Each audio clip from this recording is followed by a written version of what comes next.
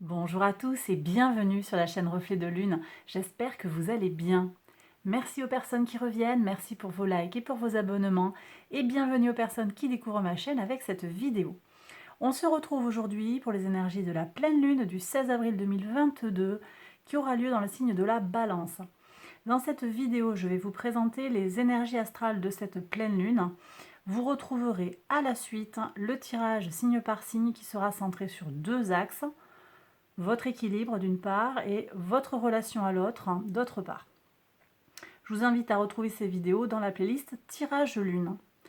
Pour les réaliser, je vais m'appuyer sur des oracles et un tarot, et ici le tarot des anges qui est un peu à la croisée des chemins entre un tarot et un oracle.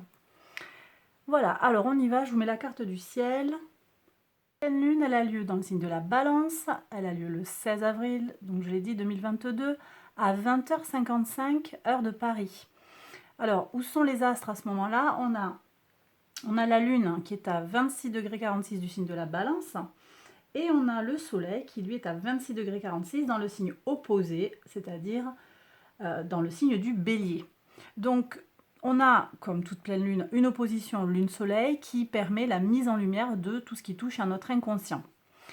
Cette pleine lune en Balance nous parle de ce qui est en lien avec notre rapport aux autres. Elle ouvre un temps de bilan sur le besoin de plaire et de faire plaisir. Cette pleine lune, elle intervient sur l'axe Bélier-Balance, qui est un axe qui nous parle d'affirmation de soi et de rapport à l'autre. Elle offre du potentiel pour des relations harmonieuses. Symboliquement et par analogie, Mars, qui est le maître du Bélier, s'oppose à Vénus, le maître de la Balance. Et en cela, elle constitue un moment privilégié pour réfléchir à notre manière de nous affirmer dans notre unicité, tout en gardant des rapports harmonieux à l'autre et dénués de tout excès de type dominant-dominé. Si l'on souhaite réaliser un travail psychologique sur soi, on peut travailler sur des questionnements tels que: est-ce que j'ai tendance à imposer ma vision des choses, ma vérité aux autres, sans prendre en compte leur point de vue? Et quel impact cela a-t-il sur la relation? Est-ce qu'au contraire, j'ai du mal à m'imposer, en particulier lorsque l'autre me presse ou tente de m'imposer sa réalité? Et quel impact cela a-t-il sur mon état général, physique et psychique? Lune rose, lune de l'œuf, cette pleine lune en Balance, première lune de l'année zodiacale, confirme les intentions posées à la nouvelle lune précédente. Elle ouvre un cycle de fertilité qui culminera en août et en septembre. Un renouveau fertile est possible, encore faut-il semer les graines en vue de la récolte. Voilà, donc on va parler maintenant des aspects. Donc j'ai 4 grands aspects en fait à mentionner là dans ma présentation. On a d'abord un grand trigone entre Mars, la Lune et la Lune noire.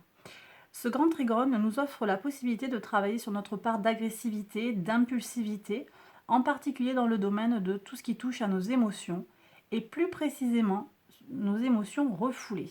Ça, c'est avec la lune noire qui va nous parler de ce que l'on cache, ce qui est enfoui au fond de nous.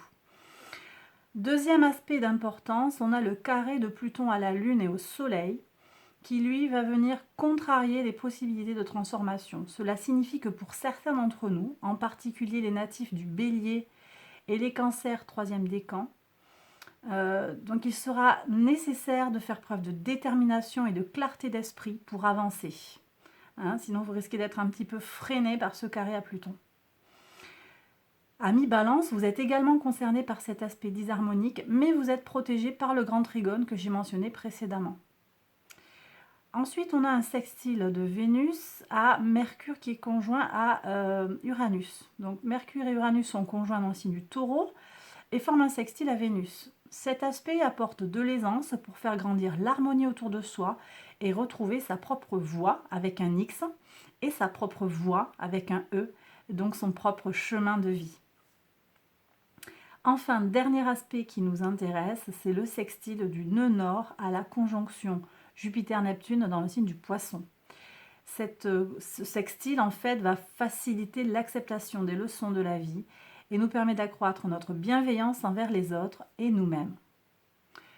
Voilà, j'ai terminé la présentation des énergies astrales. C'était bref, je fais rapide. Et maintenant, je vous invite à aller voir les vidéos qui vont vous concerner signe par signe pour aller voir un petit peu ce que les cartes ont à nous dire. Je vous embrasse et je vous dis à très bientôt.